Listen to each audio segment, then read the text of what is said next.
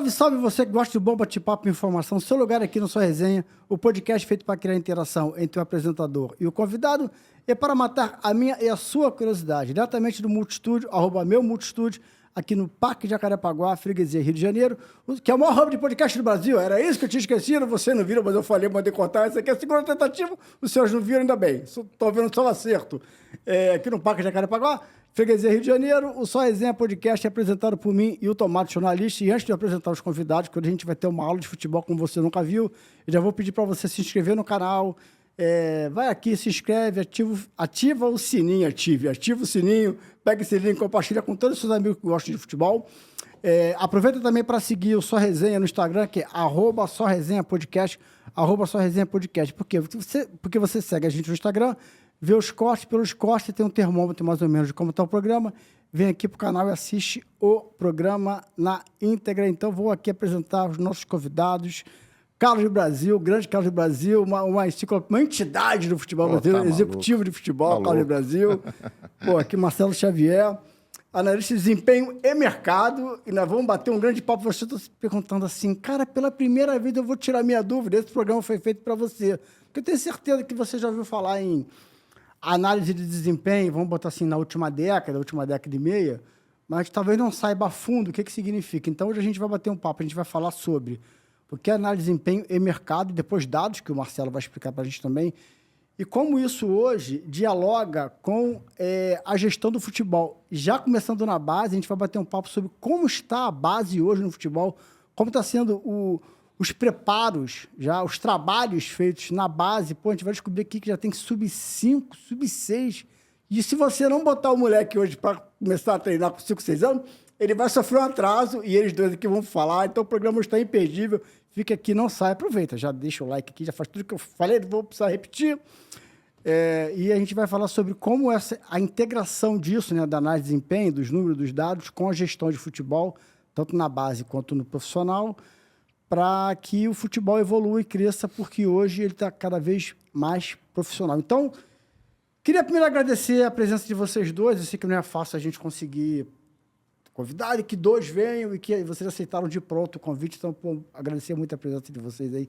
Valeu pelo carinho, pela moral de participar aqui do Sua Resenha, que eu sei que vai ser um programa com conteúdo especialíssimo. E queria que vocês se apresentassem, falassem aqui para a nossa audiência, já que eu enchi a bola de vocês. Então, não me decepcionem, por favor, justifiquem todo o currículo que eu deixei dos senhores aqui. Ok, Marcelo? Vai lá. Fica à vontade, Brasil. Tá bom, obrigado. Em primeiro lugar, obrigado pelo convite. É sempre um prazer. Obrigado pelas palavras também. Depois eu te pago um cafezinho. O café é o segundo, né? Tem do Inácio, teu. Exatamente. Se até o final o Marcelo também achar que merece, eu estou feito no café, hein? Mas te agradecer pelo convite. É sempre um prazer para mim, tenho certeza que para o Marcelo também, falar de futebol. A gente está nisso, né, há muitos anos e o grande prazer nosso não é só trabalhar, mas também tentar fazer o melhor para o futebol, né? Então, acho que isso é o melhor de tudo. Eu, na realidade, eu tenho uma formação diferente da deles, porque eles são formados em educação física, não é isso, Marcelo? Perfeito. E eu sou formado em engenharia e administração, né? Então, não tem muito a ver com esporte. Mas isso tem uma história, porque eu joguei futebol de salão no Sírio-Libanês, em Botafogo, quando existia ainda ali na Visconde de Ouro Negro e tal. E meu pai trabalhava na Federação do Rio de Janeiro. Então, eu acompanho futebol desde 5 anos, 6 anos de idade, entrando em vestiário, indo para campo e etc. Mas eu quis fazer educação física e meu pai tinha falecido. E a minha falecida mãe também, que Deus a tenha, falou para mim, isso é profissão de vagabundo. Isso na minha época, eu já tô mais velho que você. Eu ouvi coisa pior. Fica tranquilo. Eu vou contar, eu ouvi coisa pior do meu pai. Fica tranquilo.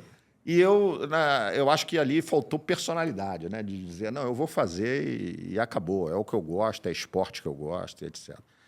Mas aí eu, na dúvida, ainda com muito novo, né? 17, 18 anos, eu resolvi partir para engenharia e depois administração.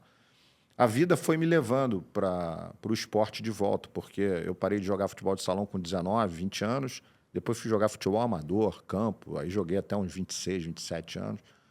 Precisava estudar, precisava ganhar dinheiro, precisava trabalhar, né? Já estava praticamente no meu segundo casamento, então a vida era bem diferente.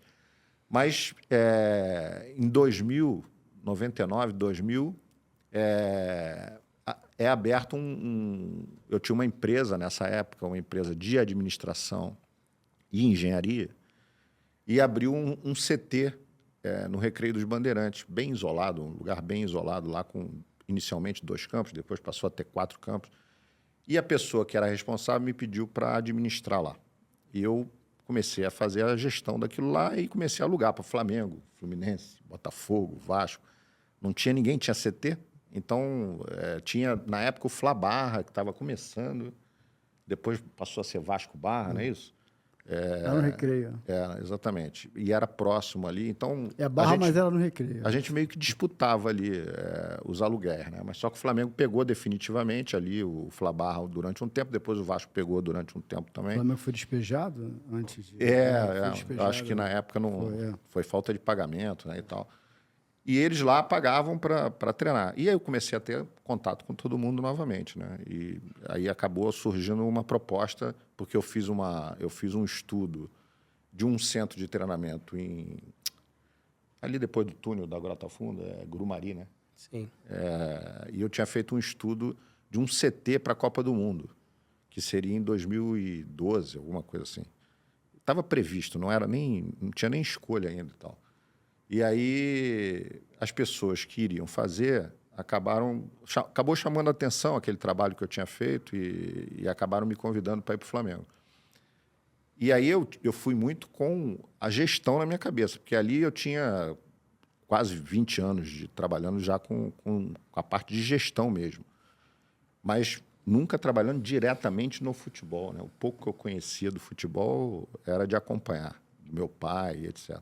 Então, era um mercado novo, eu precisava estudar e fui fazer pós-graduações na área de esporte, etc. Até a partir daí foi Flamengo, Botafogo, aí veio o Corinthians, fez uma parceria com o Tigres aqui do Rio de Janeiro, eu fui para o Tigres nessa época, aí Vasco, Secretaria de Esporte, Secretaria de Legado Olímpico, depois Corinthians, voltei para o Vasco, e é isso, a história é essa. Então, de clube foram o Flamengo. A gente teve uma passagem no Flamengo ali em 2013, junto, né? Flamengo, Botafogo, Vasco, Corinthians e Tigres. Marcelo, fala um pouco do seu início no futebol, ser presente para a nossa audiência. Hilton, primeiramente, obrigado pela oportunidade de estar aqui compartilhando o espaço com o Brasil. O Brasil esqueceu do episódio de 2015, que foi onde a gente se conheceu, mas eu vou citar aqui. Futlink, né?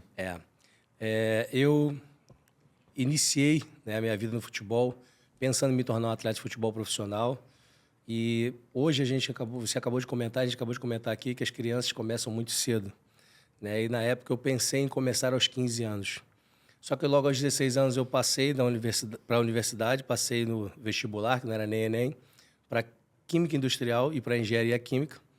E eu fui para a universidade, só que eu mais jogava pelo time da universidade do que praticamente assistia às aulas de Química Orgânica, Inorgânica, Laboratório, etc.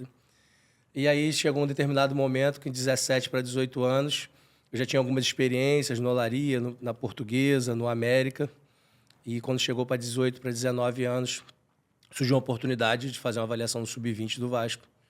E eu cheguei lá, o supervisor falou assim, você tem certeza que você quer fazer esse treino aqui? Eu falei, mas por quê? Eu falei assim, não, porque o nosso lateral direito, ele tem 17 anos, está jogando futebol no time profissional, no time principal, também tem convocação para a Seleção Brasileira de Base, tipo assim, né? Tu veio para concorrer com esse cara literalmente, Existe. né? Aí eu parei e pensei, falei, Saldanha, pô, sinceramente, acho que o senhor me deu um alerta. Talvez eu não consiga entrar no futebol por esse caminho, mas eu saí dali convicto que eu tinha que prestar um outro vestibular e fazer vestibular para educação física para exclusivamente trabalhar com futebol.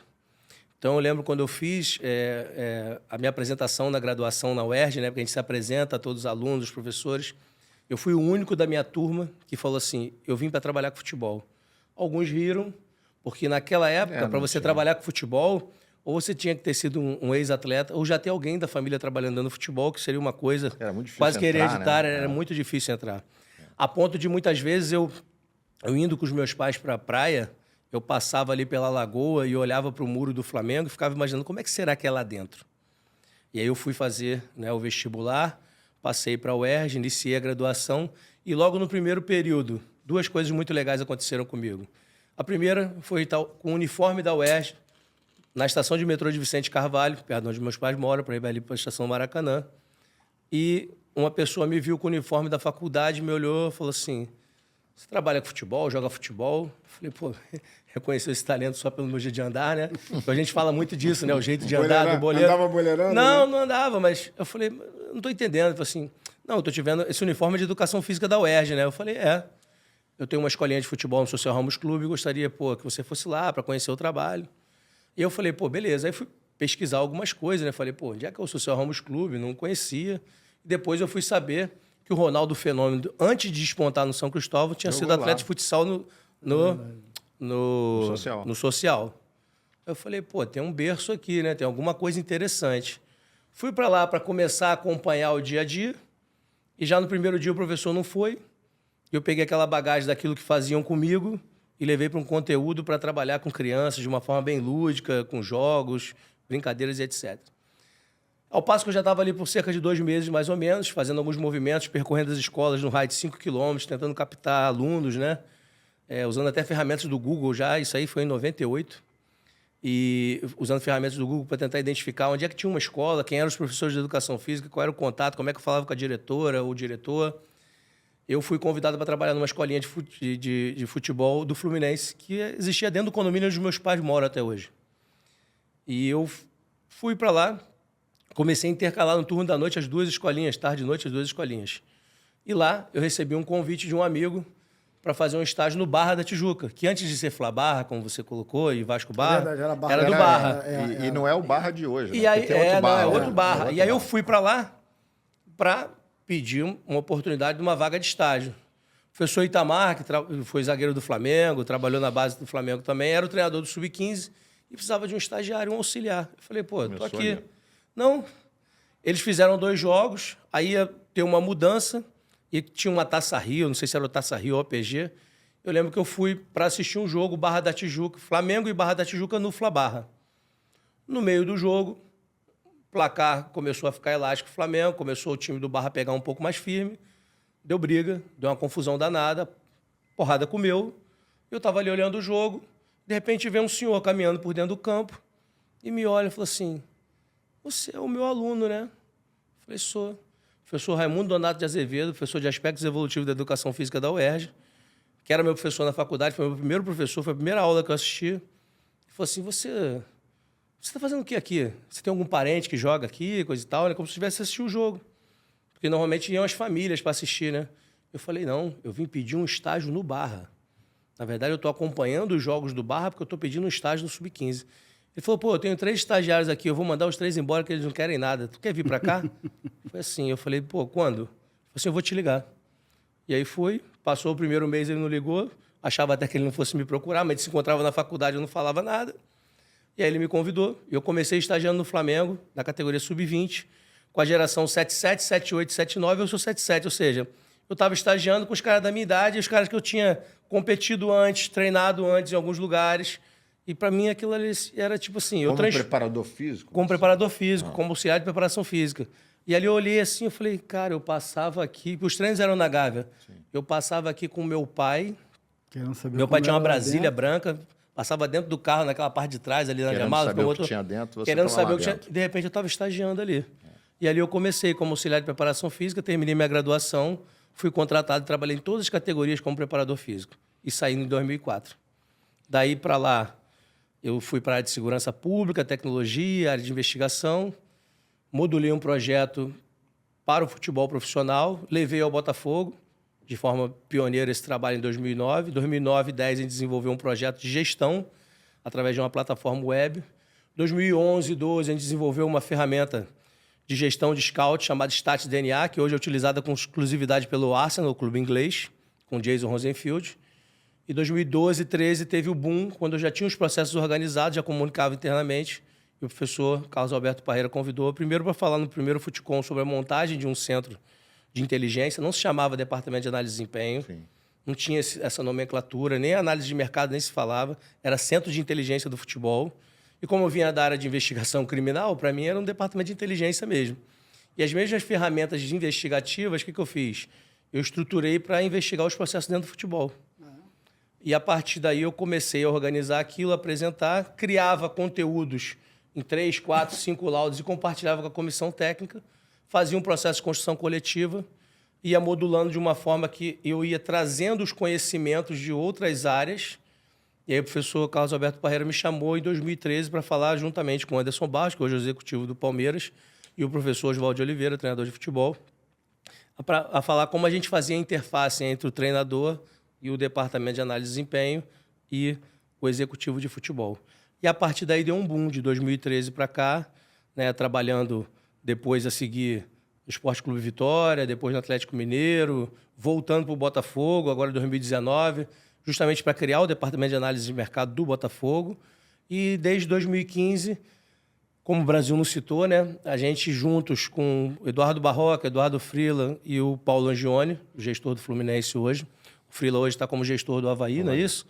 E o Barroca em breve já está aí assumindo outro trabalho, certamente. A gente criou o Futilink, que era um fórum de encontros para falar sobre futebol, porque o Futicom acabou, que era o Fórum Internacional.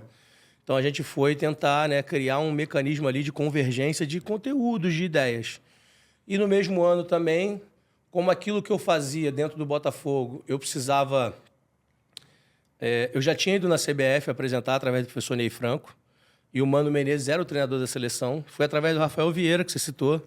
O Rafa abriu a porta, né, da sede da CBF, eu entrei, apresentei para ele, e ele apresentou ao Mano, me chamou, a gente começou a conversar, e daí aquilo explodiu. Aí eu fui apresentar no Fluminense, no São Paulo, e aí eu comecei a ecoar.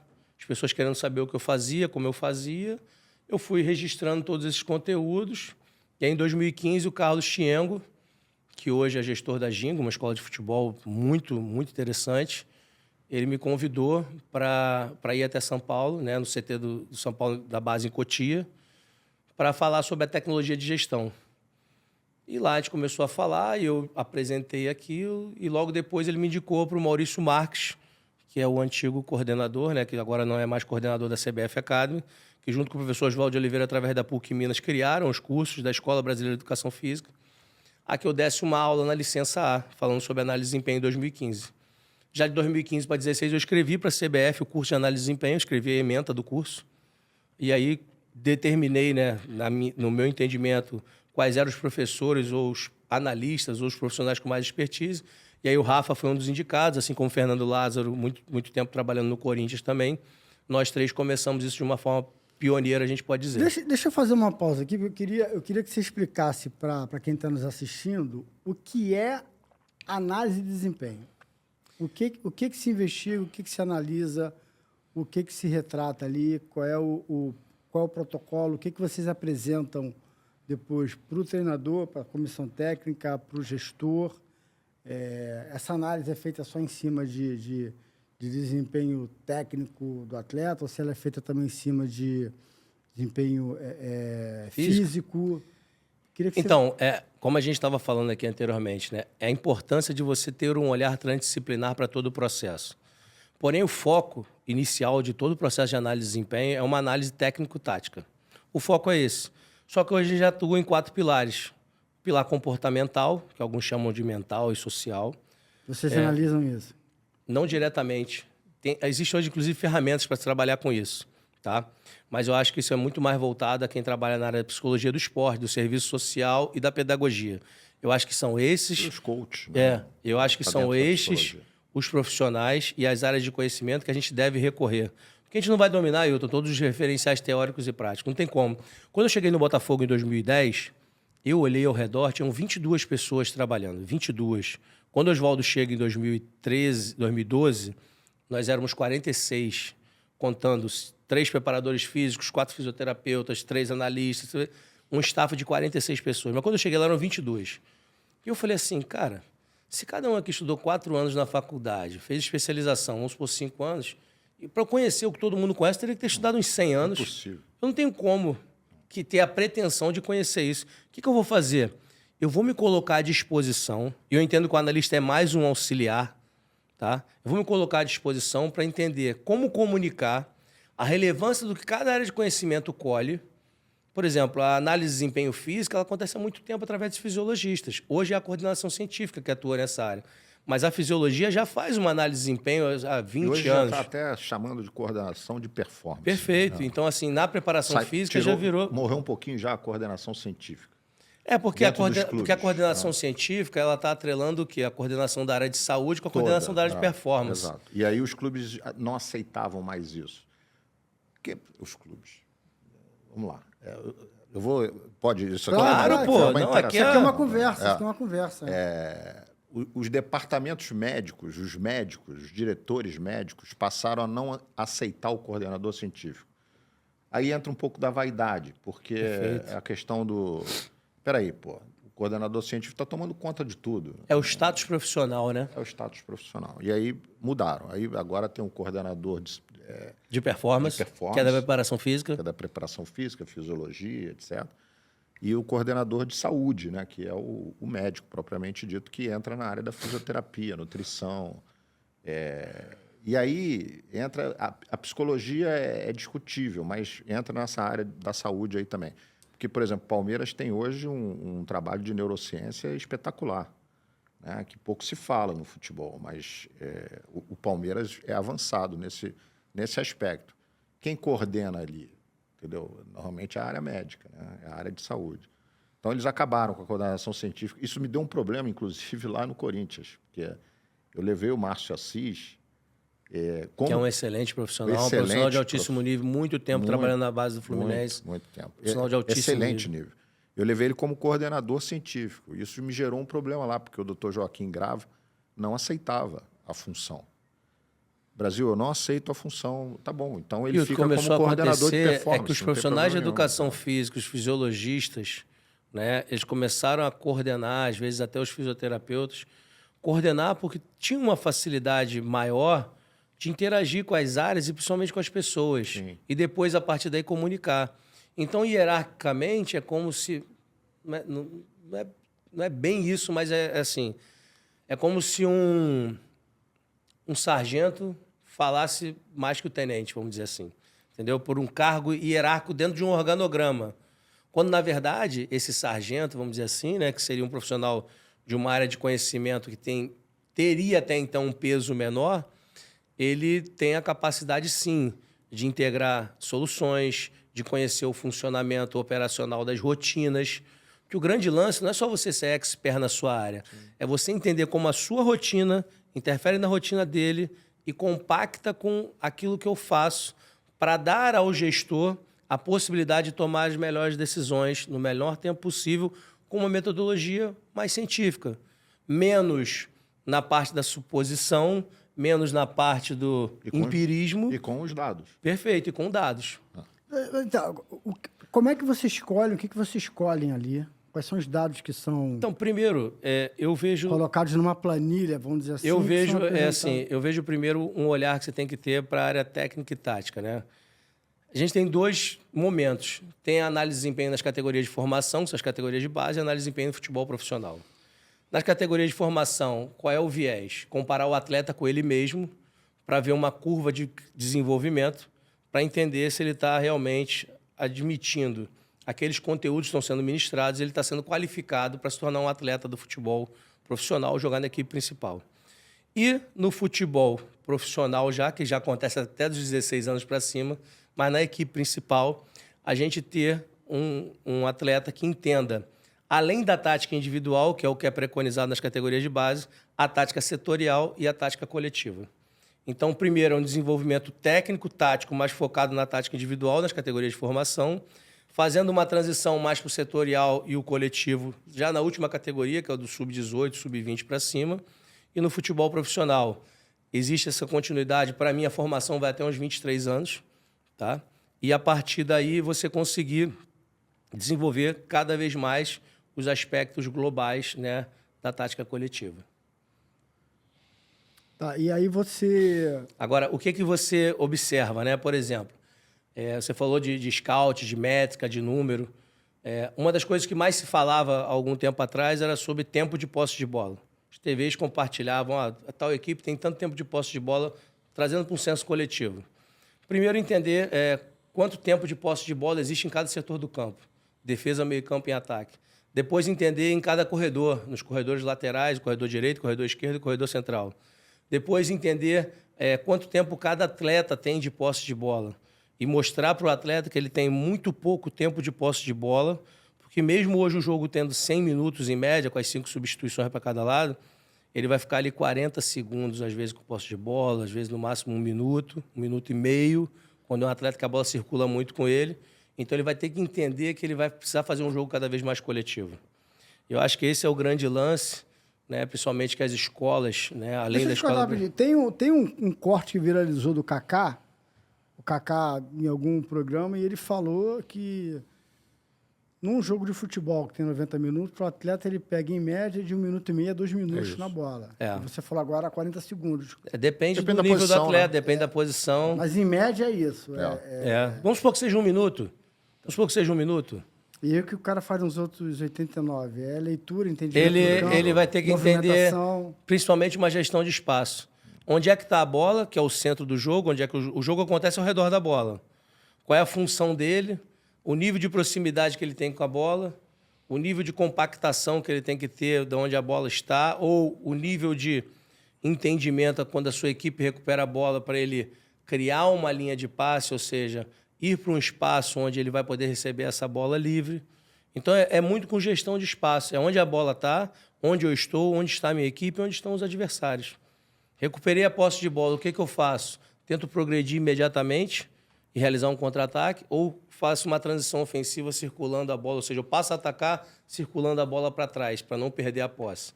Então, a gente passou de um movimento de pegar erro e acerto total. Eu falei da posse de bola, mas passe.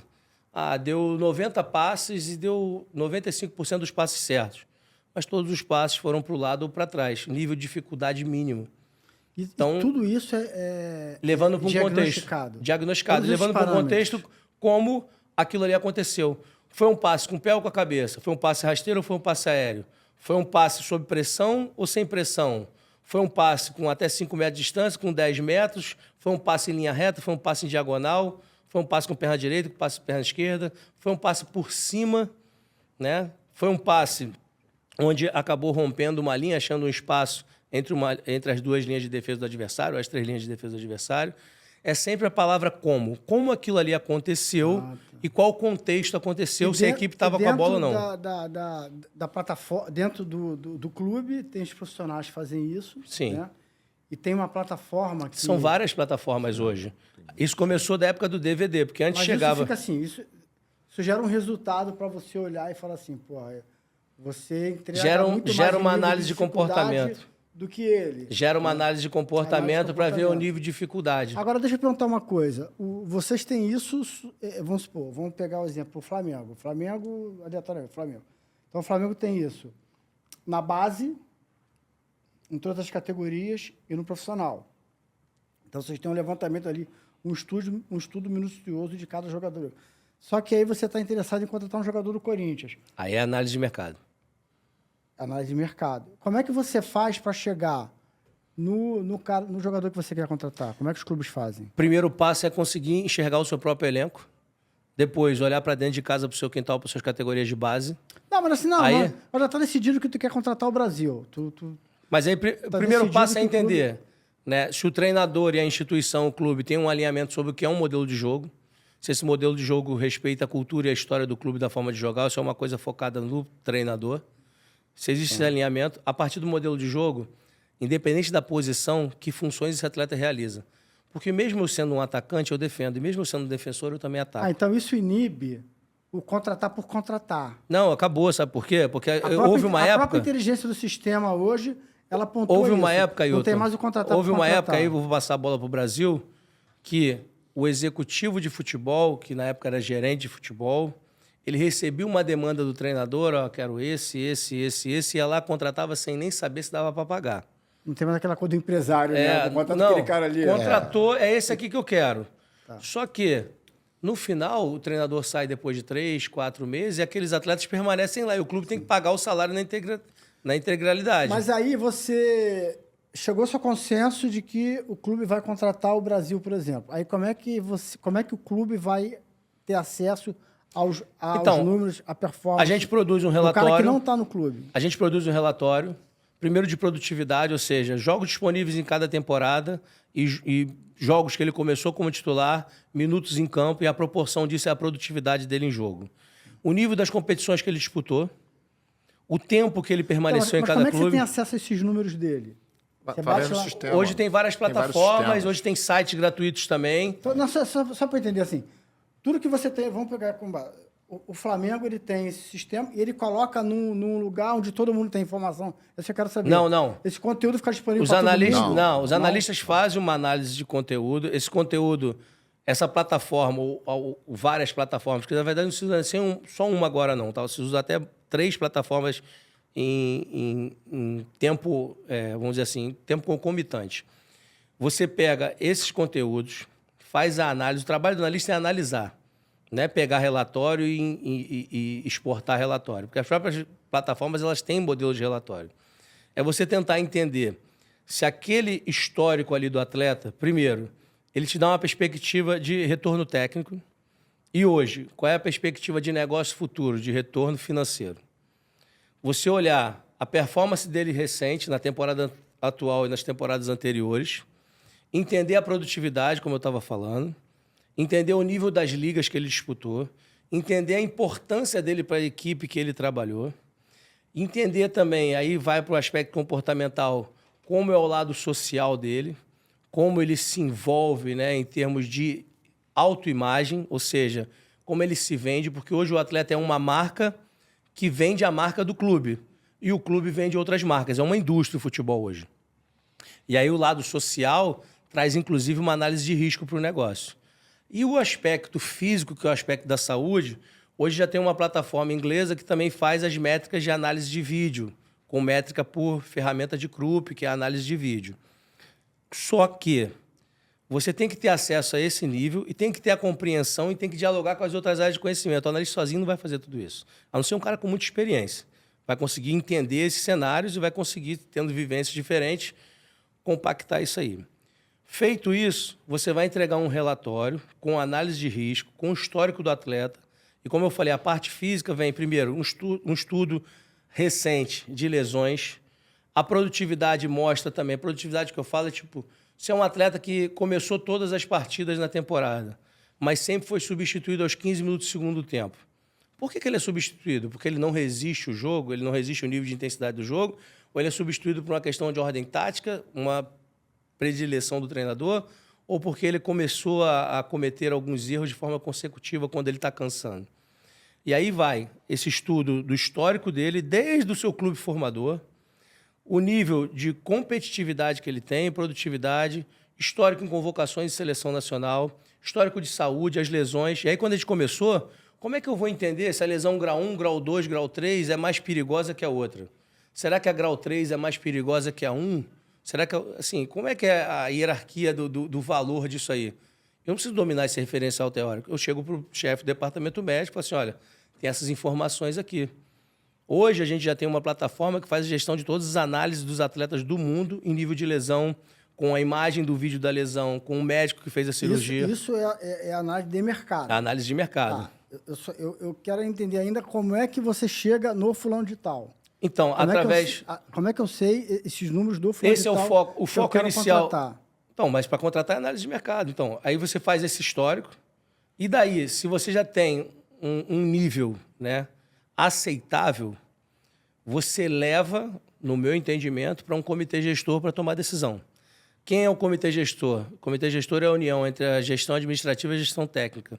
Quem é a gestão técnica? O treinador e o departamento de análise de mercado. E a gestão administrativa é o presidente de futebol, o presidente do clube, o vice-presidente de futebol e o executivo de futebol. Ambos vão trocar ali as informações de um primeiro momento de análise e, a partir daí, você vai partir para um nível de análise de vídeo, pegando as análises de funções ofensivas e defensivas que esse atleta executa e também as suas necessidades de melhoria, vamos dizer assim, né? Porque o erro ninguém apresenta, ou a dificuldade ninguém apresenta. Então, você faz um estudo muito refinado e pega um estudo aí, pelo menos, das últimas 3 temporadas de como esse atleta produziu. Mas onde é que você acha esse estudo desse cara? A gente produz através da análise de vídeo. Tem sites hoje gratuitos, tem plataformas também. A gente tem muitas ferramentas hoje no mercado. Na realidade, eles fazem um banco de dados.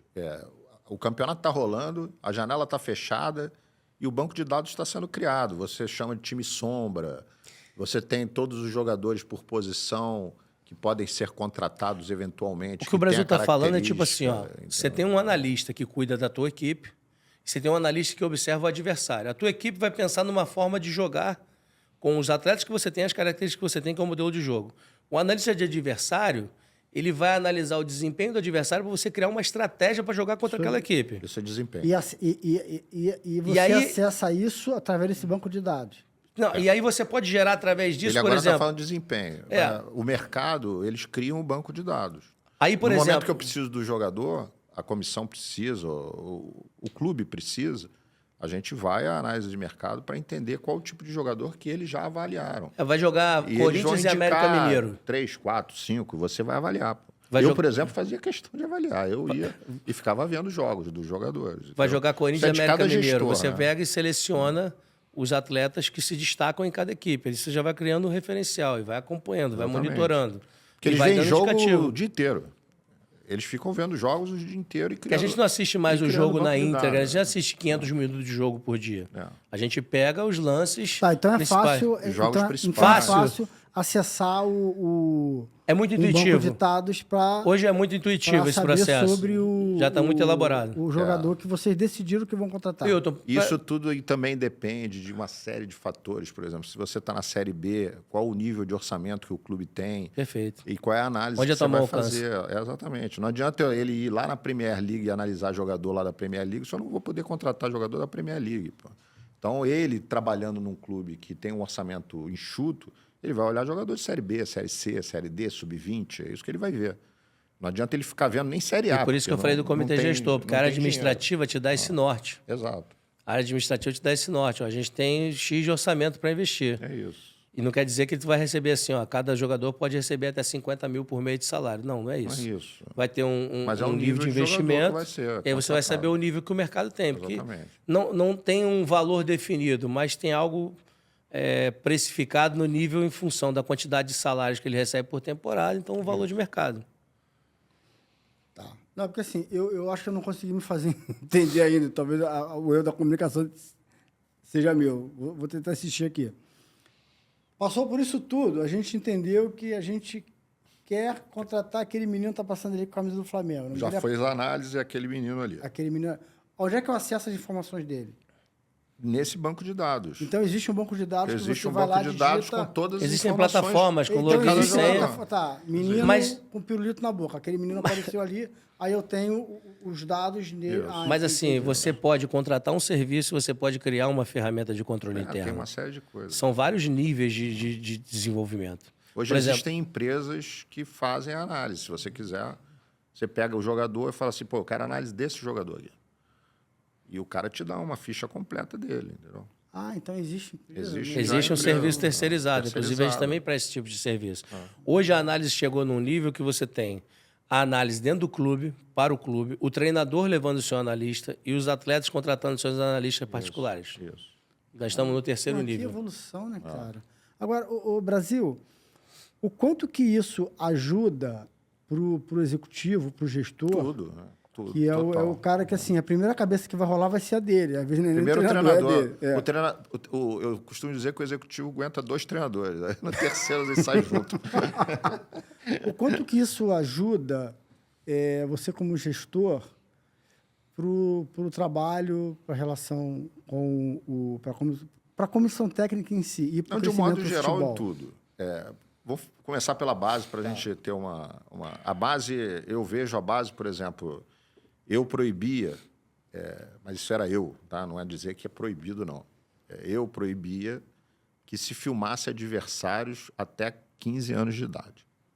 Perfeito. Eu não gostava disso. Falei, pô, não estou preocupado com o adversário porque eu não estou preocupado em ganhar jogo, eu estou preocupado em formar. Então, a preocupação minha era, primeiro, a análise individual de cada atleta, até essa idade, estou falando até 15 anos. Né? E, depois disso, a análise coletiva do nosso time. O que a gente estava fazendo, o que os treinadores estavam fazendo para obedecer à metodologia que era implantada dentro do clube. A partir de 15, 16 anos, aí sim eu já entendia que poderia filmar o adversário. Nem todos, né? Porque também aí você começa a ter também um leque de funcionários dentro da base, que já são muitos. A gente trabalhava lá no Vasco quase 100. Se você botar análise para tudo, não tem como. Então, a análise de desempenho, normalmente são 2 analistas por categoria, e eles pegam o adversário, normalmente quando é um adversário mais forte. São análises que eles fazem para o treinador, né? E a análise individual interessa mais para o gestor a análise individual do atleta do que a análise coletiva. Eu, como gestor, sempre participei dos pós-jogo, reunião pós-jogo. Eu sempre fiz questão, sempre gostei. E, a partir dali, logicamente, eu sabia exatamente o que tinha acontecido, porque o próprio analista avalia, faz a análise do jogo. Então, era mostrado para o treinador aquilo que não funcionou dentro dos treinamentos que ele mesmo preconizava e aquilo que funcionava. Isso é o que há na base, né? Na base existe captação e análise de mercado. São coisas distintas para mim. Não sei se o Marcelo concorda com isso. Só que na base se chama captação ainda. Se chama Captação. captador ao invés de analista de mercado. Exatamente. Tem muita terminologia ainda. Tem muita coisa. Mas o que eu costumo dizer? A captação, para mim, ela é feita até 15 anos. Porque você não tem muito material para você fazer uma análise de mercado por vídeo, por exemplo. Não tem.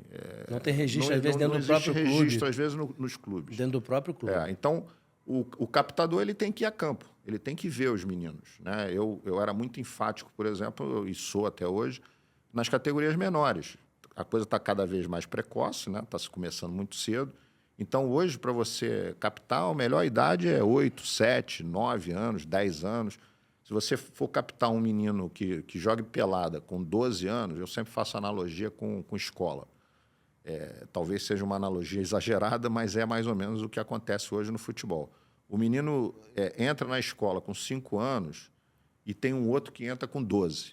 Né? Ele vai entrar com um atraso total de formação cultural, enfim, sim. De tudo. É a mesma coisa do futebol. O menino perdeu todo aquele conteúdo de 5 até 11 anos, que entra numa fase mais coordenativa, mais lúdica, e etc., mas que é muito importante para a formação dele. Ele entra com 12 anos, é o melhor do condomínio. Pô, Brasil, mas esse menino no condomínio é um absurdo. No condomínio, porque a oposição dele é diferente. Quando ele chega no clube, é outra coisa. Tem meninos ali super evoluídos que estão treinando dentro do clube desde 5, 6 anos de idade. Então, existe uma diferença. Já tem uma década de treino, né? Já tem uma década. Chega com 15 lá e tem 10 anos já de histórico de esportivo. Não estou dizendo nem que seja certo, mas é a realidade, né, do futebol hoje. E aí, sim, no sub-20 está muito próximo do profissional. O sub-20 já é, quando não é sub-23, né? Tem alguns clubes que têm sub-23, mas vamos falar de sub-20, que são as competições oficiais e as competições obrigatórias. O sub-20 ele praticamente já trabalha como a equipe profissional. Aí você faz uma análise de mercado a partir de 17, 16 anos. Você já tem material para fazer análise de mercado. E esses jogadores já têm contrato. Então, fatalmente, você não vai pegar quase ninguém livre. Você vai ter que contratar ou fazer uma parceria com o clube. Você não vai ter 100% dos direitos econômicos desse jogador. Muito dificilmente você vai ter. Então, naturalmente, você vai contratar e através da análise de mercado. No profissional, a mesma coisa. Eu, quando estive lá no Vasco, no profissional, eu trabalhava quase que dentro da sala da análise de mercado, né?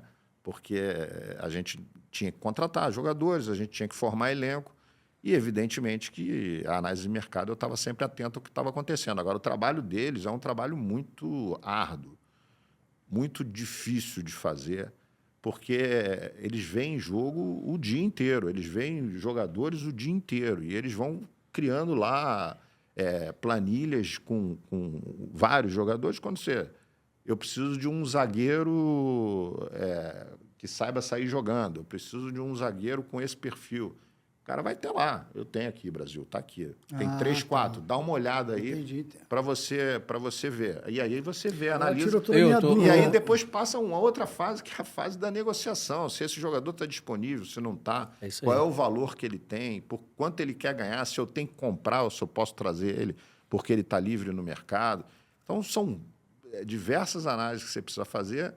E hoje, o executivo ele é muito cobrado por contratação, né?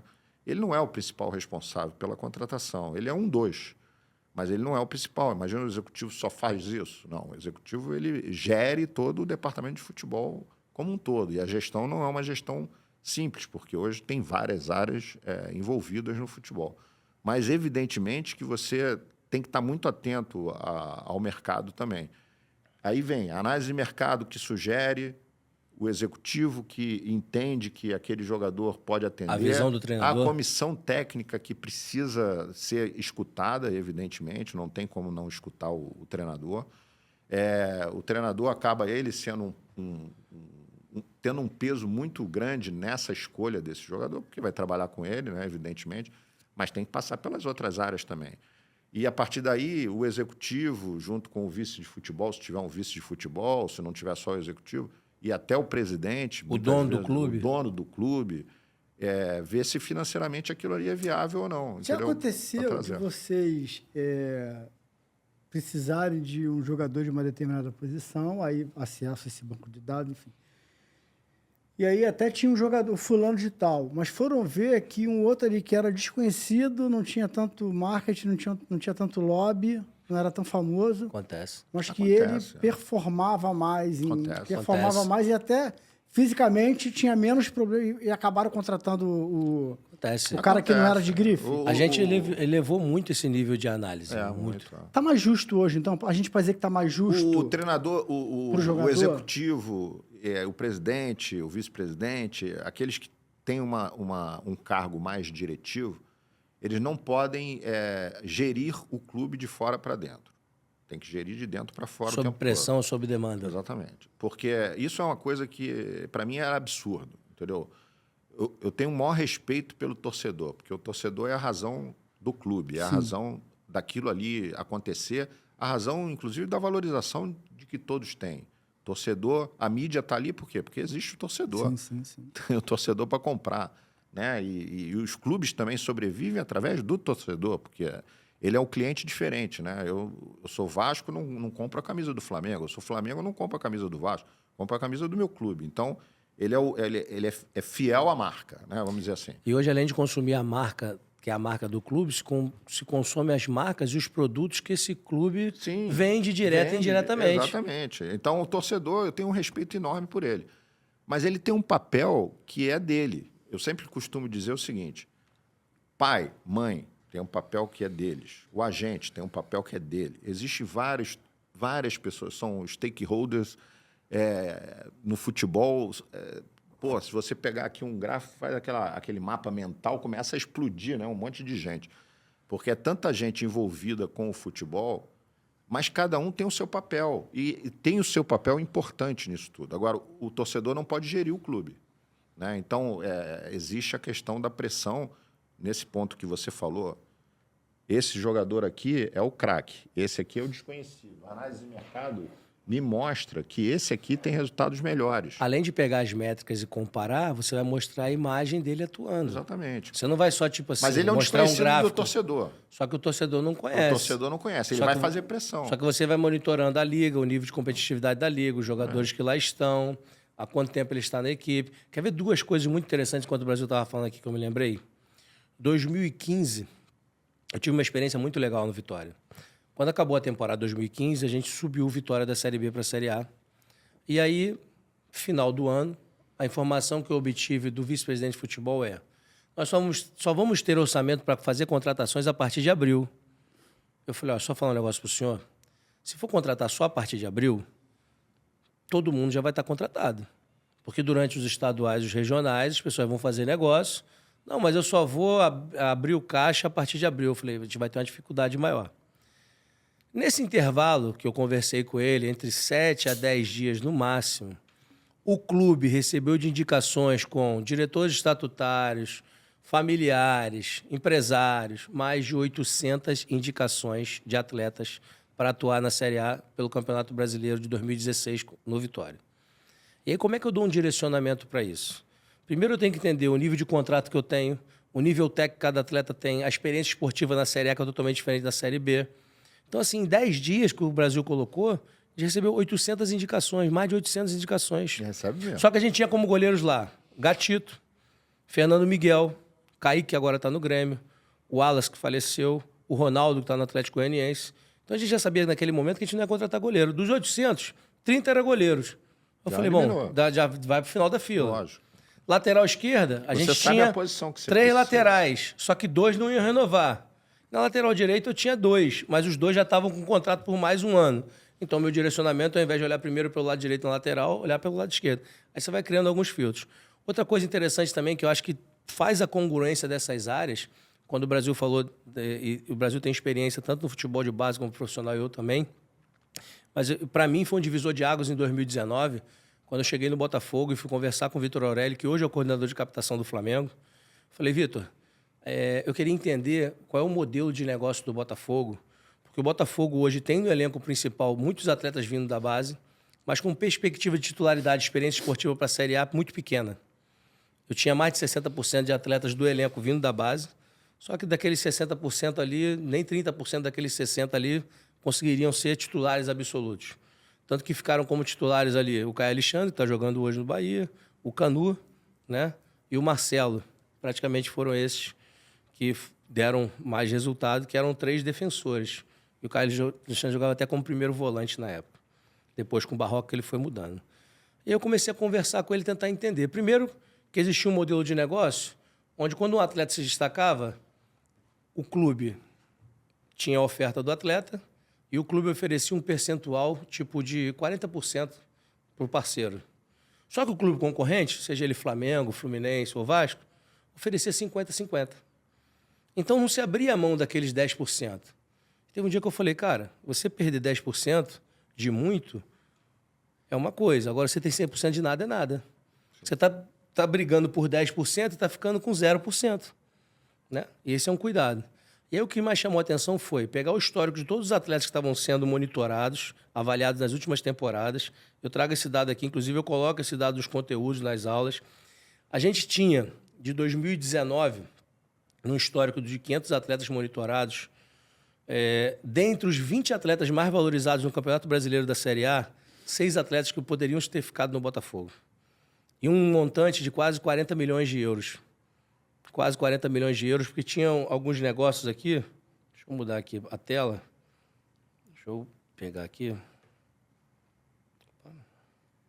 Ó, a gente tinha aqui Renier, estava no Flamengo com 17 anos. Jonas Toró, extremo, estava no São Paulo com 20. Marrone, no Vasco com 20. Matheus Henrique, no Grêmio com 21. Matheus Fernandes, foi para o Palmeiras, era do Botafogo. Soteldo, que foi para o Santos, mas antes tinha ido para o time chileno. Eu fui tentar entender por que todos esses atletas tinham sido monitorados pelo Botafogo e não ficaram no Botafogo.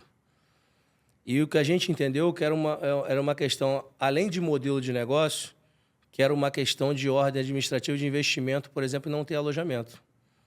Porque desses 6 atletas aqui que eu citei, 4 o Botafogo não tinha condições de alojar. Só o Renier, que não era permitido, porque na época tinha 11 anos, com essa idade não é permitido. Mas 3 deles o Botafogo não tinha condições de alojar porque não tinha alojamento para a base. E como é que você compete, por exemplo, com o Fluminense e Xerém? E olha que o Fluminense não usa nem beliche, hein? Lá no Vitória usava beliche para botar o moleque, dá para dobrar a capacidade. Então, isso em que ano? Em 2019 a gente levantou. Então, aqui, ó, a gente tem aqui, ó... São meninos que chegaram aí no Botafogo, é isso? Que foram pré-selecionados para ir para o Botafogo.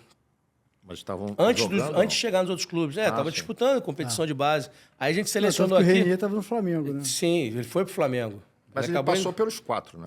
Então, assim, É. E o que chama a atenção aqui também é que assim, nessa lista aqui tem o Everton Cebolinha, com 23 anos, né, que custava 40 milhões de euros. Tem o Gabigol aqui também, que na época a melhor marca da carreira dele era 20 milhões de euros, mas no valor atual já estava por 18 milhões de euros, tinha dado uma baixada no valor. E aí eu comecei a tentar entender por que dos 20 atletas mais valorizados no Campeonato Brasileiro, o Botafogo podia ter pego 5 e não pegou. Não foi porque faltou o olhar da área da captação, do mercado da base. Foi porque o Botafogo não tinha estrutura de retenção. Não tinha alojamento, não tinha condição de pagar a bolsa de formação. Aí os outros clubes pegaram e levaram. Isso acontece muito. Simples assim. Até hoje acontece. E hoje né? melhorou? Melhorou, mas Bom, acontece. eu não estou lá dentro agora, né? Mas a ideia é que se faça uma projeção de investimento O Palmeiras, também. Quem é a melhor- o Palmeiras vem revelando muito, né? Eu vou fazer E uma muito pergunta por conta disso, né? dividida em duas partes. A pergunta tem duas respostas. Quem é a melhor base hoje do Brasil? E essa resposta ela vai ser dividida em termos de entregar performance para o clube principal.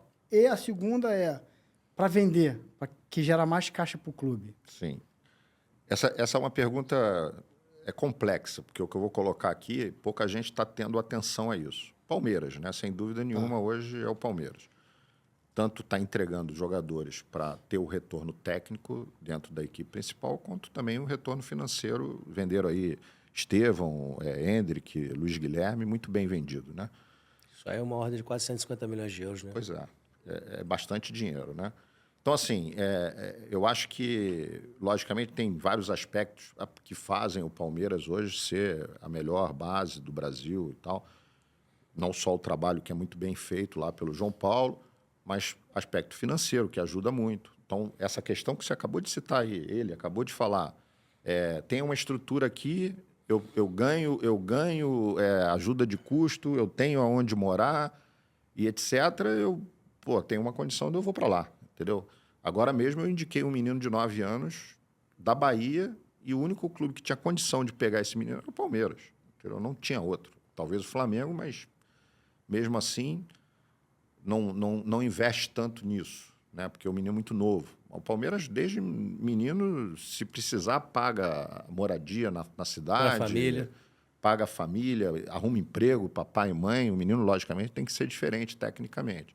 Mas eles fazem isso. Então, isso gera, evidentemente, um resultado futuro. O que eu quero chamar a atenção, cara? Que é o que vem acontecendo no futebol. Palmeiras e Flamengo, vocês vão concordar comigo, são os dois clubes que hoje se arrumaram financeiramente primeiro que todos. São associações, né? Ambos são associação, não são SAF. Mas se arrumaram e, evidentemente, tiveram resultado. O objetivo e a meta desses clubes é título. Futebol profissional é título, não tem outro objetivo, né?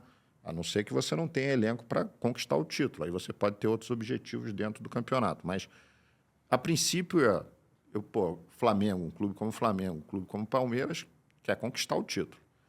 Quando eles atingiram a meta, e aí entra uma questão que é profunda e que pouca gente está atentando para isso. Eu tive com o Anderson Barros, por exemplo, lá no Palmeiras, conversando sobre isso, e ele falou, Brasil, é isso. O que aconteceu quando o Palmeiras atingiu a meta e os objetivos? Os elencos ficam muito mais caros. Por quê? O treinador que ganhava X vai passar a ganhar Y na renovação de contrato, porque ele vai continuar. E o Abel está lá há 5 anos, 6 anos, sei lá quanto tempo está. O jogador mais longevo hoje. Os jogadores, eles passam, numa renovação, a querer uma luva alta, a um salário muito maior. Então, tem jogadores no Palmeiras que ganhavam 4 vezes menos do que ganham hoje. E ninguém atentou. E pode sofrer uma depreciação técnica também, né? Que o tempo vai passando. Lógico. Às vezes o cara vai... O Flamengo também aconteceu isso. Sim. Se você olhar o Flamengo, você vai ver a mesma coisa. O que aconteceu? O Palmeiras, ninguém atentou para isso. O Palmeiras ficou praticamente 3 a 4 anos sem contratar ninguém. Ninguém atentou para isso. Por quê? Porque ficou muito caro. O time ficou muito caro. Assim como o Flamengo também é um time muito caro. O Flamengo arrecada 1 bilhão por ano. Tá bom, mas, se você tem uma folha salarial de 40 milhões, a gente já está falando de mais de 500 milhões só de folha salarial no ano. Entendeu? O custo E você tem um muito custo elevado. operacional muito alto. Não só para o futebol, como para o clube. A gente futebol gravou aqui banca tudo. com o BAP e ele falou, o Flamengo arrecada 1 bi 300, ele gasta 1 bi. É isso, pô. Gasta 1 bi. É isso. As exatamente. pessoas acham que isso é Acham jogo que- caixa, entra livre.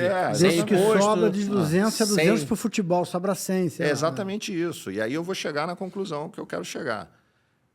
O que aconteceu? O Palmeiras ficou 3, 4 anos porque ficou um elenco muito caro. Por isso ele não contratou. Quando é que ele fez caixa? Ele fez caixa quando ele vendeu os meninos. Quando ele vendeu a base, eles fizeram caixa. Aí eles puderam contratar. Contrataram agora alguns jogadores, Maurício e outros mais. Enfim, o que vai acontecer? O que vai acontecer? E isso eu estou falando do Palmeiras. Aí o Palmeiras, ok. O Flamengo, o que aconteceu com o Flamengo? O Flamengo, eu tenho que ter cuidado para falar, porque senão o pessoal fica chateado comigo. Mas o Flamengo, na realidade, ele passou a contratar na base também, né? Isso todo mundo sabe no mercado. Então, tem dinheiro, eu vou lá e contrato o melhor do sub-15, eu contrato o melhor do sub-16, eu contrato o melhor do sub-17, eu contrato o melhor do sub-20. O que isso resulta? Resulta em títulos, porque o Flamengo, por exemplo, conquista muito títulos na base. Mas resulta no jogador chegar no profissional com facilidade, essa transição é feita com facilidade, eu discuto. Porque as maiores vendas do futebol brasileiro são os meninos que chegaram com 10, 11 anos nos clubes, 9 anos. Se você pegar as maiores vendas do futebol brasileiro, são meninos que são formados no máximo próprio até os 13 clube, anos. No máximo até 13 anos. Máximo, e olhe no lá. máximo. E olhe lá. O Estevão talvez saiu um pouco dessa fila aí, porque chegou com 14 no Palmeiras. Mas é um caso raro. É um caso raro. Tá? Então, o que acontece com isso? É por isso que eu falei do Botafogo lá no podcast lá que eu dei a entrevista. Quando você contrata, você tem a tendência a conquistar títulos realmente na base. Mas você não tem a tendência de fazer uma boa transição profissional, porque esses clubes são muito grandes, a camisa é muito pesada e precisa ter o DNA do clube para poder fazer a transição de uma forma mais salutar. E aí você vai ter retorno técnico e financeiro. O que aconteceu com o Flamengo hoje? O Flamengo, por exemplo, o Pedro se lesionou, né? Eles tinham contratado o Carlinhos. Não tem hoje um atacante na base que diga assim, esse cara aqui pode ser o reserva, esse cara aqui pode jogar no profissional como atacante. Isso é uma falha de formação, na minha humilde opinião, porque você tem que ter linha de sucessão o tempo todo, em todas as categorias, para você atender ao profissional. Então, o que vai acontecer? Botafogo e Atlético hoje não são os clubes que estão mais investindo em compra de jogadores? São os clubes que mais estão investindo. Hoje é o Botafogo e o Atlético Mineiro. Normal, muita gente falou em fair play, etc. Mas é um investimento natural de quem está iniciando. Eu preciso reforçar o elenco. E você não faz um elenco forte de um ano para o outro. Você faz elenco forte no decorrer dos anos. Você cria a estrutura e vai fortalecendo o seu elenco. Isso não tem tudo a ver com a construção de uma marca forte? Lógico. Para atrair o recurso financeiro, para poder fazer o processo se retroalimentar? Vai se retroalimentando. Quando esse Botafogo e Atlético Mineiro atingirem os objetivos, que vão atingir, uma hora vai atingir, o Botafogo vai conquistar um título daqui a pouco, o Atlético Mineiro também vai conquistar um título daqui a pouco. Não aconteceu ainda, mas vai acontecer, naturalmente. Quando acontecer, esses jogadores automaticamente vão ficar muito mais valorizados. Os jogadores que estão lá, seja eles de base, seja eles quem for, vão ficar mais valorizados e vão ficar muito mais caro. O elenco vai ficar mais caro. O que eles vão precisar? Eles precisam da base. Eles precisam da base. Todos os clubes precisam da base, como o Palmeiras precisou. Sabe por quê? Porque você tendo uma base forte, ele vai te dar equilíbrio da folha salarial, porque esses meninos não chegam ganhando o que eles ganham na maioria das vezes. Você tem um retorno técnico e você tem um retorno financeiro. Então, a base tem que ser forte. O retorno técnico alinhado com o DNA do clube. E o indivíduo adaptado. Clube. E o indivíduo adaptado, que quando ele fala DNA, é alguém que está vivendo o clube, sentindo o clube já. Desde garoto. Aquilo ali ele está em casa, literalmente. Por isso que o Botafogo tem a dificuldade de lançar. O Botafogo e o Atlético Mineiro, na minha opinião, ambos estão atrasados nisso. Então. Ambos estão atrasados. E essa conta vai chegar lá na frente, porque daqui a 2, 3 anos, quando o Botafogo vai bater campeão, o Atlético bater campeão e esses elencos ficarem muito caros, eles não têm a base. Eles vão olhar para a base e vão falar, caramba, eu não investi na base. Ou estão investindo agora, mas ainda tem um tempo de recuperar esse tempo perdido. Se não fizerem isso, porque esse é o grande segredo do Palmeiras. O Palmeiras é a melhor base, não porque ganha títulos, porque o João tem a mesma ideia que eu tenho. Título é consequência de um bom trabalho. Ele vai acontecer. Mas, para mim, é mais importante que o menino esteja numa final, que esteja numa semifinal, para vivenciar os grandes jogos, porque é isso que faz a formação. Lógico, ganhar título é bom. Viver os níveis de exigência maior que uma partida pode trazer. Uma pergunta minha, de quem já viveu até no futebol, mas que não sei que nada melhor que estar com vocês aqui. É lendo ou não que base não é para ganhar título e sim para formar jogador? Porque, pô, claro que todo mundo quer ganhar a copinha, claro que todo É mundo óbvio. quer, pô, maratonar, pô. É um dar conceito. cheque ali em todas as... Mas eu, na minha Como opinião... acontece recentemente aí em Palmeiras, falando, os caras minha, ganham. um opinião, conceito. minha opinião é um processo. É um processo. É um processo. Se eu faço uma boa formação, por exemplo, o Vasco, eu por exemplo, para contratar jogador sub-15, sub-16, sub-17, sub-20, muito difícil. Primeiro que o Vasco não tinha dinheiro para isso. Segundo, mesmo que tivesse, eu quero formar o jogador. Formar dá trabalho, pô. Dá trabalho, mas tem que formar. Quero formar o jogador. Lógico, na linha de sucessão. Pô, esse lateral direito aqui não evoluiu. Que ano que ele é, Brasil? Ele é 2005. Então vamos para o mercado buscar um lateral direito 2005. Não tem problema, para a gente ter a linha de sucessão. Quando o Brasil chegar lá fala no sub-20, assim, o lateral deixa os direito caras não degladiarem. evoluiu, ele traz a ideia de que realmente o atleta é comparado com ele mesmo na base. É ver se ele está progredindo e evoluindo. Sim, exatamente. Para a gente poder criar uma projeção de desenvolvimento. Para que ele chegue no profissional. Vai chegar lá e vai suportar? Aí- Vai chegar lá e vai atender as expectativas? E vai chegar lá e vai ser um atleta que tem mercado para dar retorno É isso, financeiro depois? exatamente. Então, assim, Então, chegou o mais no importante sub-20 são 3 anos. É o processo. É o não processo. Com certeza. Não é ganhar título. Se e tal. ganhar o título... Se ganhar melhor. Melhor, porque melhor. na realidade é o seguinte, você está formando jogador para o Flamengo, para o Vasco, para o Palmeiras, para o Corinthians, que são clubes vencedores. Esses meninos também têm que se acostumar a ganhar. Porque eles têm que chegar lá no profissional também querendo ganhar, pô, querendo ser competitivo. Mas nem sempre isso é possível. Futebol, pô, todo mundo faz bom trabalho, então você não vai ganhar sempre. Agora, eu acho que ganhar na base é uma consequência do bom trabalho. Se eu for ao mercado contratar vários bons jogadores, a tendência é que eu ganhe o campeonato sub-20. Vai escolhendo atletas Eu estou bons. escolhendo os melhores, pô, mas eu não vou entregar, talvez, os jogadores com qualidade para a equipe profissional. Essa é a grande diferença. E ali, a gente está ali, a obrigação número 1 da base é entregar jogador profissional. Performance / financeiro. É isso. Para resolver Viu? problemas. Tem um dado, o Brasil está falando aqui, tem um dado os bem clubes legal. não acordam para isso. Investem pouco na base, pagam mal aos funcionários, aos profissionais da base. Investe, né? Não tem o investimento que é necessário ter. Aí, eles podem até dizer que tem, mas o investimento que é necessário ter.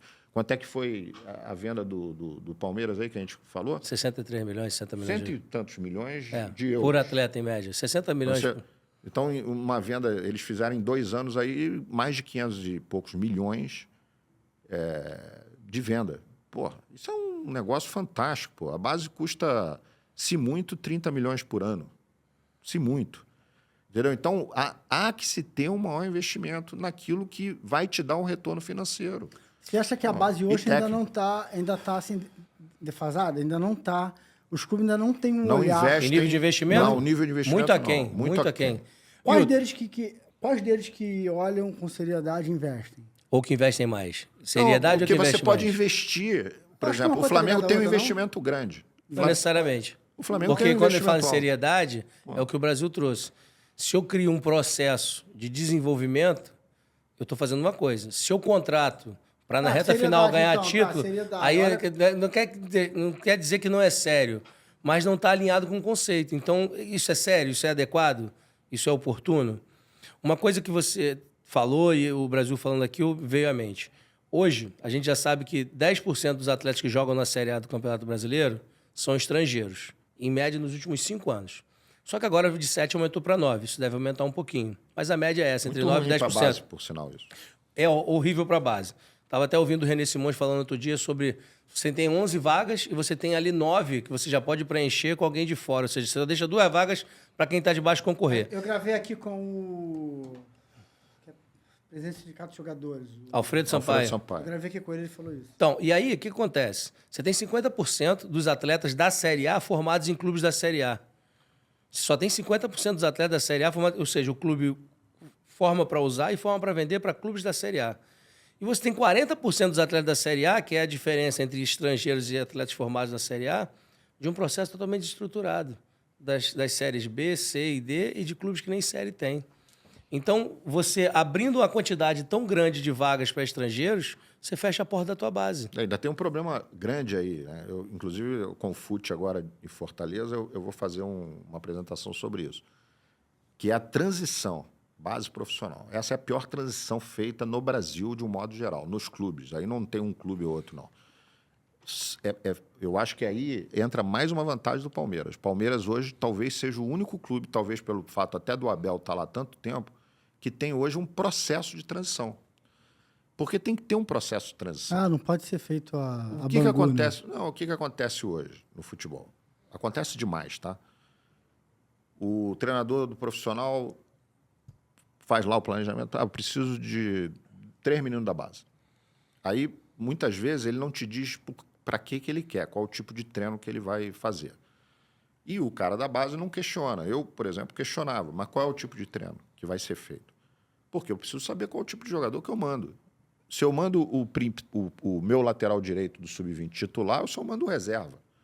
Para que eu vou mandar o titular de um sub-20 para um treino de reserva, para um treino para completar treino, porque os caras viajaram para outro estado para jogar, ficou meia dúzia de jogadores, para completar treino eles pedem jogadores. Ok, isso é um tipo de treino. O outro treino eu preciso do melhor lateral que você tiver, pô, porque é para completar o meu treino. Ou para espelhar com o adversário, para ele fazer uma função do adversário. Fazer uma função com o você adversário. Imagina, você vai trabalhar a saída de bola, que eu já saí da curta, você tem zagueiro, por exemplo, numa categoria sub-20, que a maioria deles são rebatedores, não são construtores. Mas no sub-17 você tem um cara de nível de construção bom.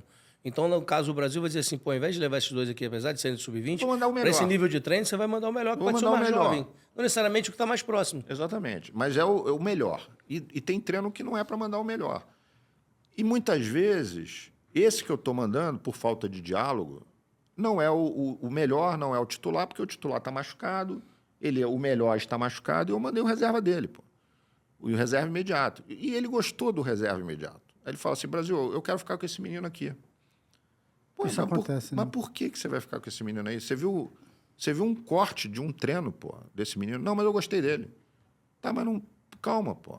A gente está aqui com esse menino há 5 anos, 6 anos, 7 anos. Esse menino tem um histórico na base. Ele nunca foi titular. Isso aconteceu, tá? Não vou citar nomes, mas aconteceu. Acontece toda hora. Ele nunca foi titular do clube, desde 15 anos de idade, e você gostou exatamente dele porque ele veio fazer um treino aqui quando o outro estava machucado, pô. Vê o outro. Dá uma olhada no outro. Não quero ver o outro, eu quero esse. Porque aí entra a questão do treinador. O que acontece? O treinador tem culpa? Não. O Zé Ricardo estava agora nesse Confute. Eu falei a mesma coisa. O Zé Ricardo concordou comigo. O treinador, quando ele chega no clube, o treinador do futebol profissional, o Marcelo vai concordar comigo, se não tem processo, ele faz. O processo é do jeito dele, pô. É isso aí. Ele dá a diretriz. Ele dá a diretriz. Se ninguém diz pra ele aqui funciona assim, ele dá. Exatamente. Agora, se eu disser para ele, o processo é esse aqui, ele respeita. Eu nunca tive problema. Porque sempre os treinadores respeitaram a forma como eu falei que iria funcionar. Agora, isso você tem que dizer antes, pô. Se você não disser, é porque você não tem o processo. Se não tem o processo, você dá o direito ao treinador de montar o processo do jeito que ele quer. E isso... O que acontece com isso? São os ativos do clube. É isso que ele falou lá no início da conversa, quando ele disse assim, antigamente o treinador contratava, indicava, só que era mandado embora e a conta ficava para o clube pagar. Sabe qual é a conta que se paga hoje? São os ativos do clube queimado. Porque são queimados, porque eles lançam de maneira errada, colocam no fogo... Senso de urgência exacerbado. Exacerbado, entendeu? Então, a concepção é a seguinte... Pô, Brasil, mas qual é... Já me perguntaram isso umas 10 vezes. Brasil, mas qual é o processo? O que deve ser feito? Eu falei, não tem o certo nem errado, depende da cultura do clube. Agora, tem que ter um processo. Eu fui no River Plate na época do Gustavo Grossi lá, tinha um processo de transição. Como é que era feito? Você pode falar que é errado, que é certo, isso não importa. As exceções eram exceções. Mas o menino só jogava no River Plate a partir de 18 anos. E para jogar na equipe principal do River Plate, ele tinha que passar pelo menos 3 meses treinando entre o profissional. Ele não era uma coisa assim, chegou e vai jogar. De maneira nenhuma. Sobe da base e joga. Ninguém lança o cara na arena e vai. Que nem acontece. Então, é todo um cuidado com o menino. Eu, por exemplo, acho, isso é uma concepção minha, todo treinador de profissional, pelo menos todos que eu escutei, sempre falam para mim assim, pô, Brasil, o maior sonho é trabalhar com 24 jogadores de linha, 25 jogadores de linha. Por que eles querem trabalhar com o mínimo possível? Porque vai ganhar qualidade no treino, eles não vão ter problema com o jogador quase, de deixar de fora ali e tal, enfim. Então, eles trabalhando com 25 ali, eles têm, na realidade, 20 de linha né? Sobram 4, 5 ali que são jogadores versáteis, que jogam em mais de uma posição. Coringa, né? Um Ou, Coringa. não, tem 3 goleiros, Não, praticamente. mas aí eu não considero nem o goleiro. Tá. Estou colocando aqui 24, 25 de linha mesmo. Você, praticamente, você pode ter 2 por posição, 20 e 5 coringas. 25 jogadores. O terceiro jogador da posição, para mim, obrigatoriamente, sendo um trabalho bem feito na base, é o da base. O terceiro, para mim, obrigatoriamente, tem que ser o do sub-20. Quando é que esse terceiro vai treinar? O Palmeiras faz isso. O Abel faz reunião com o João Paulo toda quinta, sexta, sábado ou domingo. Não é toda quinta, sexta, sábado e domingo, não. Ou. Depende do calendário da equipe profissional. Então, nesse dia, ele fala para o João assim, João, eu preciso, para o treino da semana, eu preciso do lateral direito, do teu melhor lateral direito, do teu melhor zagueiro. Quem escolhe esse jogador é a pessoa da base, que vai mandar para lá o jogador que é o melhor. Ele pediu o melhor, esse aqui é o melhor que eu tenho, toma aqui. Ou ele vai dizer, ó, o melhor que eu tenho está machucado, eu estou te mandando o outro aqui, que é o segundo melhor, ok? Ok. Quando é que ele vira o segundo jogador? Quando o treinador quer, pô. O treinador do profissional é que vai dizer assim, agora esse menino vai virar o meu segundo. Então ele vai ficar aqui comigo, ele não volta mais para a base. Porque enquanto ele é terceiro, ele tem que treinar no sub-20 e jogar no sub-20, enquanto ele é terceiro. Quando ele for segundo, efetivamente ele passou esse terceiro. E tem que ficar aqui agora. Agora é comigo. É o treinador. Foi Aí o entra caso- o treinador. O treinador vai dizer, eu quero esse menino. Brasil, e quando ele vira primeiro? Vira primeiro quando o treinador, a mídia e o torcedor quer. Foi o caso com o Aí Gilberto, ele vira primeiro. agora lateral do Bahia, que aconteceu lá no Botafogo. No Botafogo, a gente já trabalhou isso nos anos de 2012 e 2013. Né? A gente conseguiu promover o Gilberto, o Dória, o Gabriel, o Jadson, o próprio Sassá. 5 atletas que acabaram jogando e tendo representatividade no cenário da Série A. O que me chama a atenção do que o Brasil está falando aqui é também trazer para o pessoal que está assistindo a gente que antes mesmo de ter uma indicação, uma solicitação do treinador, o Departamento de Análise de Desempenho do Futebol Profissional e do Sub-20 ou da base, conversar, pô. eles conversam. Então, por exemplo, eu estou no futebol profissional, eu tenho um analista de desempenho no Sub-20, ele vai me dar um vídeo ali de 8 a 10 minutos com as ações de fase ofensiva, fase defensiva e comportamento em bola parada de cada atleta por posição. Então, vai ter um treino, precisa de 2 zagueiros, ou de 2 laterais, ou de um volante, você pode já ter a certeza que você vai passar ali 30 a 40 minutos assistindo o conteúdo para você falar com certeza daquilo que você está colocando como capacidade funcional no treino. Né? O que aquele atleta é capaz de render no treinamento. E também, da mesma forma, esse conteúdo que chega, ele chega para os auxiliares técnicos, que vão auxiliar o treinador no desenvolvimento das sessões de treinamento. Ele chega para o treinador também, que às vezes tem tempo ou não, alguns têm até mais motivação. Tem treinadores, por exemplo, que pedem para a gente, olha, essa semana eu quero ver todos os principais defensores da base. De todas as categorias, do sub-20, sub-17 e sub-15. Na semana que vem eu quero ver todos os meio-campistas. Na semana seguinte eu quero ver todos os atacantes. E a partir dali ele já tem algum nível de entendimento do diferencial de um para o outro, e o entendimento até de onde ele pode buscar. Entendeu? Então, esse conteúdo de análise de desempenho ele vai servir também na base para dar um suporte na hora de selecionar para uma condição de treinamento. Quando ele para sobe, compor ele um sobe branco com as já informações. não sobe às cegas. Não Pelo sobe que eu a tô sério. vendo, o futebol hoje, ele tá menos boleiro, tá muito mais sério, né? Muito mais profissional. muito mais científico, Muito né? mais Vamos dizer assim. científico, as pessoas falam isso, assim, com a chegada, com a implementação séria da análise de desempenho, mercado, principalmente mercado, né? Dados, matou o olheiro? Não. Não. Não? Não, Porque a gente- o olheiro está na captação.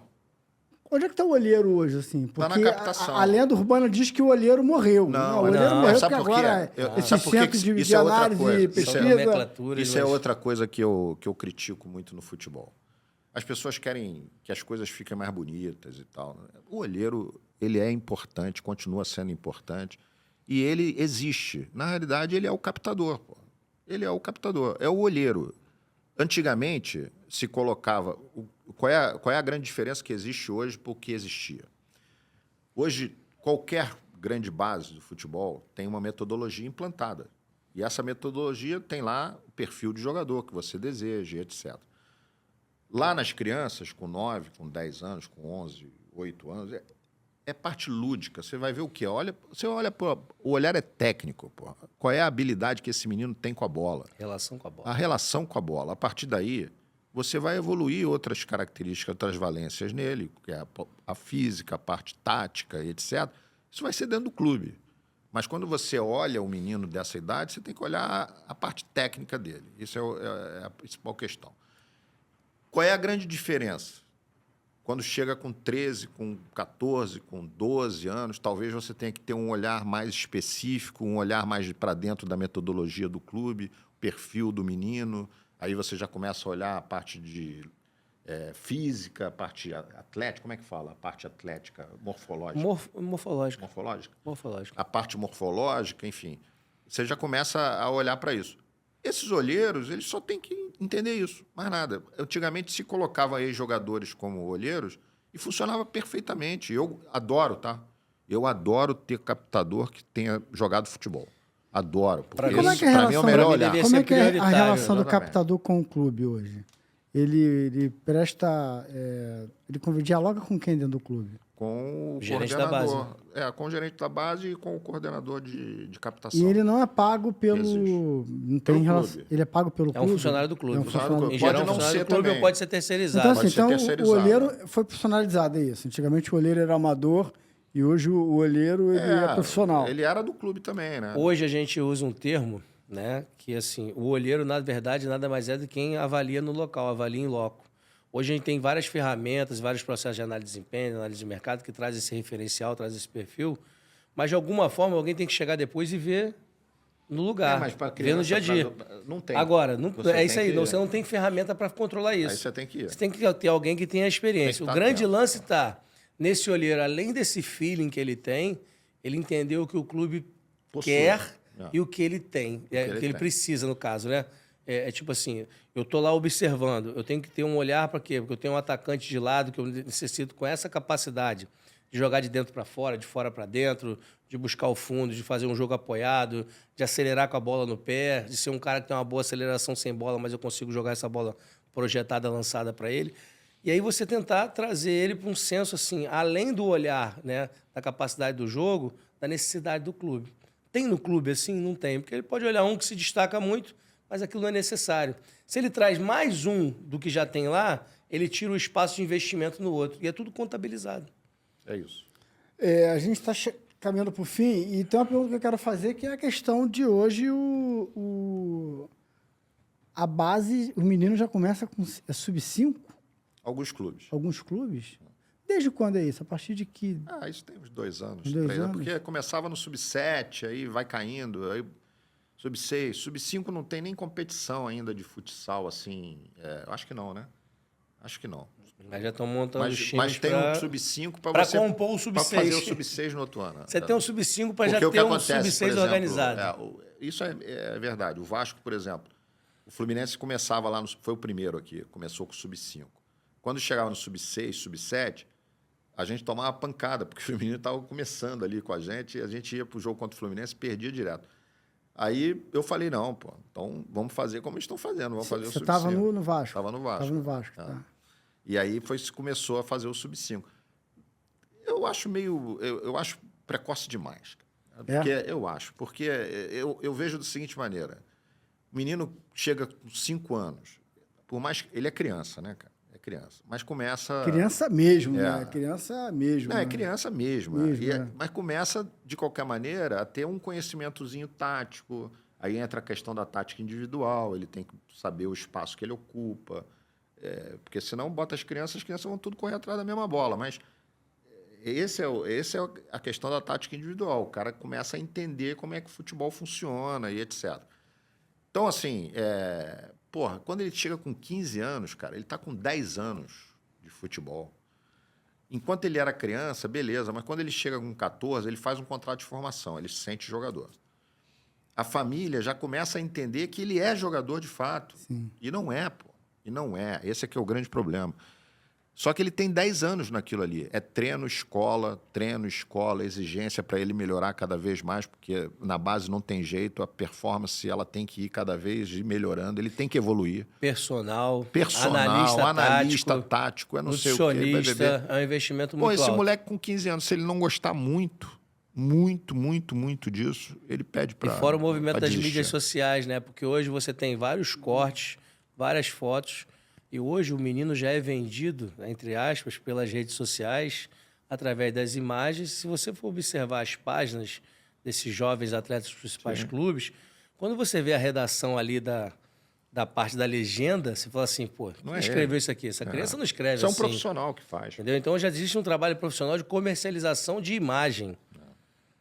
Não é só aparecer a foto dele com a camisa, não. São os principais lances dele no jogo, dizendo já uma comparação que tem ele uma não está. equipe de marketing digital por trás do moleque Com dele. certeza tem. trabalhando ali. Quando não tem, os próprios pais Os vão clubes fazendo e vão trabalhando o isso. clube não interfere nisso, né? Chegar para os pais do menino, ó, cuidado, Interfere, maneira, mas como não é que tem é como isso? proibir. Não tem como controlar, não. Você interfere.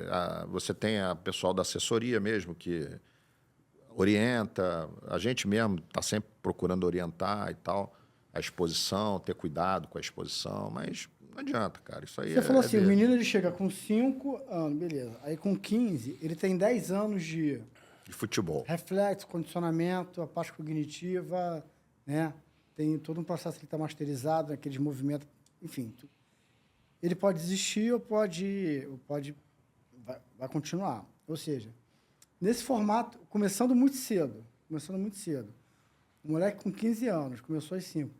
A probabilidade dele ser melhor, claro que ser um Neymar é de cada um, é um dom do Isso cara. aí Agora, são os diferentes. Estamos trabalhando para que tenhamos melhores atletas, já que eles começam muito cedo e eles vêm desenvolvendo todas essas valências cognitivas desde Para o futebol atual, sim. Para o futebol atual. Da meu entendimento, sim, porque o Sim. futebol mudou, né? Sim. Antigamente, você chegava com 15 anos de idade e você conseguia se formar para ser jogador profissional. Mas era um outro futebol. Esse futebol realmente precisa ter um agora eu início. vou fazer uma brincadeira aqui, porque assim... Mas se o clube tiver um currículo formador e uma coordenação metodológica para isso, que você falou de trabalho sério, não é só ter lá muito volume de treino, muito tempo, muitas horas de voo. Claro que não. O clube tem que ter um alinhamento entre currículo de formação e metodologia, a parte pedagógica do treino. Quando o clube tem isso, legal. Quando o clube não Senão tem, não forma. quando o clube não tem, Não ele ajuda corre em o risco nada. até de levar esse menino a um risco de uma lesão, por uma questão de treinamento de uma forma inadequada, uma questão de nível de esforço inadequado. Então, Exatamente. assim, tem que ter um cuidado muito grande. Eu ia brincar porque, assim, eu já assistindo futebol, aí eu tô vendo um jogo, aí o cara, porra, perde o gol, aí eu falo assim, pô, o cara faz isso desde os 13 anos, pô. Vai ter um cara, não da minha geração, mas vai ter um cara daqui a 30 anos... Os caras fazem isso desde 5 anos. Porra, aí não vai perdoar mesmo, vai ser imperdoável o cara perder um gol, o cara falhar, errar no gesto técnico. Porque, pô, o cara faz desde os 5. Mas aí, se cuida, você que tá começando agora aí. Gente, queria agradecer vocês. Eu acho que a gente precisa ter um bate-papo 2, porque certamente faltou um monte de coisa aqui. Eu queria falar de SAF, queria falar de outras coisas, outros pontos aqui que o papo fluiu tanto, infelizmente não conseguimos falar. Vamos marcar Vamos sim. É um segundo- prazer. Eu Vamos agradeço. marcar aí um segundo tempo para a gente falar, então eu queria me despedir aqui de vocês. Antes de mais nada, pedir para você deixar seu like, ativar o sininho, gostou do programa, pega aqui, compartilha com seus amigos. Você teve uma aula aí de graça, hein? Com essas duas feras aqui. Siga também no Instagram o @soresenhapodcast, porque, de novo, você vai ver os cortes, tem uma ideia de como foi o programa e vem aqui para o canal, assiste o programa na íntegra. E agora eu vou aqui, humildemente, me despedir dessas duas feras, já que eu tive uma aula de graça, e você também. Queria que você se despedisse. Primeiro de tudo, agradecer a você, já com compromisso, a gente fazer um segundo tempo aqui, porque faltou coisa, né? Faltou. Vamos conversar ali nos bastidores. falar, O que faltou para a gente voltar aqui e falar do Mas que é faltou. um prazer, eu falei no início, é um prazer muito grande falar de futebol, né? E o futebol é resenha pro dia inteiro, né? Se deixar, tem assunto pro dia inteiro. Mas eu queria te agradecer muito aí o convite, pô, foi bem legal o papo aqui. E você falou que aprendeu? Eu aprendi pra caramba aqui também, tá? Então, assim, a gente tá sempre o tempo todo... O futebol é isso, né? A gente tem que... O Cortella que fala, né? Você é um bom ensinante quando você é um bom aprendente. Então, estamos nisso. A gente está aqui trocando, na verdade, né? Acho que a soma dos nossos saberes é que dá a diferença para mais adiante a gente fazer as coisas da melhor forma possível. Enquanto esse segundo tempo não vem, queria convidar o pessoal que gostou do nosso episódio aqui hoje, né? Assistir os outros episódios que a gente tem aqui na página do Sua Resenha, que eu assisto e tenho visto, por exemplo, o do Moser, Muito da bom. Carol Barcelos, Muito do Dr. Clóvis Munhoz, né? Os mais recentes, Boa resenha, sensacionais. E também conhecer o Universo da Análise no Instagram, que é a minha página, das atividades que a gente está fazendo com análise de desempenho, análise de mercado e análise de dados. Tem muita coisa pronta aí e alguns cursos sendo lançados em breve. Deixa aí também, Brasil, tuas redes aí, pessoal te seguir, te acompanhar. Eu não sou muito ligado em rede social, não. Pode ser que no futuro Inclusive próximo... é bloqueado, né? O teu é fechado, né? Bloqueado não é fechado. Eu acho que o teu Instagram é fechado. É fechado. Eu acho que é. Porque, na realidade, eu tinha uma assessoria e é ela que fazia.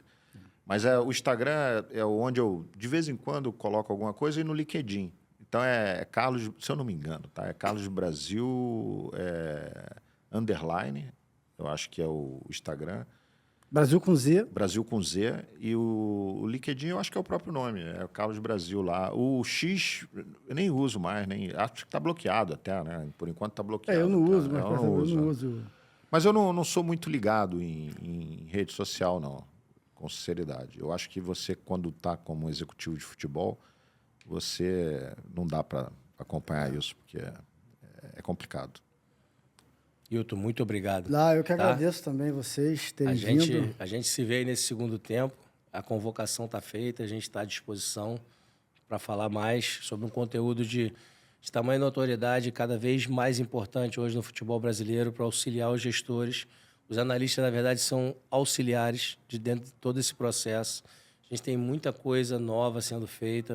A gente tem um futebol cada vez mais científico, como o Brasil trouxe, cada vez mais pensado e cada vez mais responsável. Acho que o processo de análise de desempenho ele traz um senso de responsabilidade ainda maior para a gestão, porque hoje eles têm as ferramentas de controle da informação e a ferramenta de elaboração, de comparação desses conteúdos. Então, a análise de desempenho vem para corroborar com o futebol mais organizado, mais sério, né? De uma forma mais lúcida, para que as decisões não impactem diretamente na saúde financeira do clube. E aí o clube possa performar e trazer um retorno. Perfeito. Maravilha. Então, Obrigado. nos despedimos desse episódio, agradecendo a sua presença e, de novo, se inscreva aqui no canal, ative o sininho, compartilhe esse conteúdo aqui. Se inscreva também no Instagram, que é @suaresenhapodcast. Agradecendo a presença dessas duas feras aqui. Fui!